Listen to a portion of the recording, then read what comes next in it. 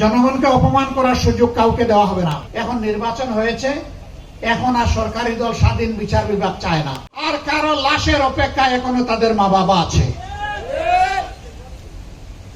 তারা এতটুকু সান্ত্বনা পেতে পারতেন যে আমার সন্তানের লাশটাও অমুক জায়গায় আছে, তাও তারা জানেন না। মানুষের এই ত্যাগ এবং অবদানকে যারা ভুলে যায়, মানবতার খাতায় তাদের নাম থাকা উচিত নয়।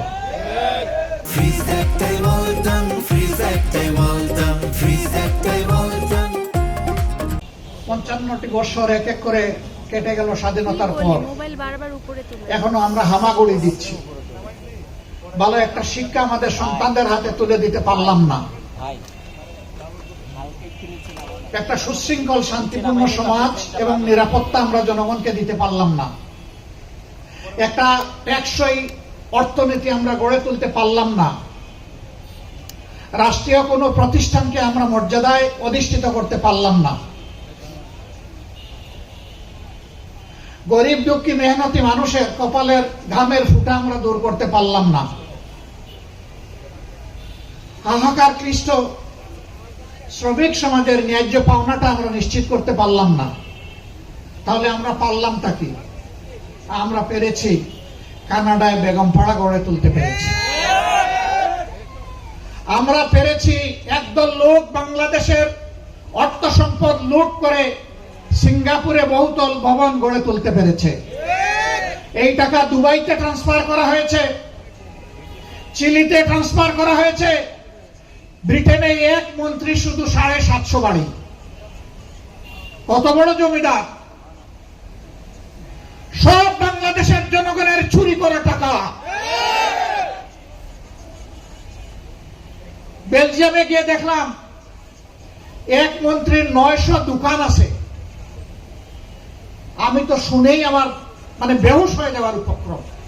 আমি বললাম যে ওই মার্কেটটা আমাকে নিয়ে যাও। বললো এক মার্কেটে না, অনেকগুলা মার্কেটে। এরা কোথাকার জমিদার? এরা জনগণের টাকা চুরি করে ওখানে নিয়ে দোকান কিনেছে। জুলাই স্লোগান ছিল উই ওয়ান্ট জাস্টিস। আমরা বৈষম্য চাই না, আমরা ন্যায় বিচার চাই। ন্যায় বিচারের জন্য বিচার বিভাগটা স্বাধীন হবে। এই সরকার হওয়ার আগে, নির্বাচন হওয়ার আগে সবাই চিৎকার দিলাম, বর্তমান সরকারি দল বলল, আমরা বললাম। এখন নির্বাচন হয়েছে, এখন আর সরকারি দল স্বাধীন বিচার বিভাগ চায় না, স্বাধীন দুর্নীতি দমন কমিশন চায় না, স্বাধীন মানবাধিকার কমিশন চায় না, শক্তিশালী গুম কমিশন চায় না, স্বাধীন নির্বাচন কমিশন চায় না। আগের ফেসিবাদের আলোকেই তারা সবকিছু রাখতে চায়। এই জন্যই তারা গণভোটের গণরায়ও মানতে চান না। আমরা পরিষ্কার বলে দিচ্ছি, এর রায় বাস্তবায়ন বাংলার জমিনে হবে ইনশাআল্লাহ। জনগণকে অপমান করার সুযোগ কাউকে দেওয়া হবে না। 70% মানুষ যেখানে রায় দিয়েছে, এই রায় অবশ্যই আল্লাহর মেহেরবানিতে বাস্তবায়ন হবে। আমরা লড়াই করব সংসদের ভিতরে, আমরা লড়াই করব রাজপথে।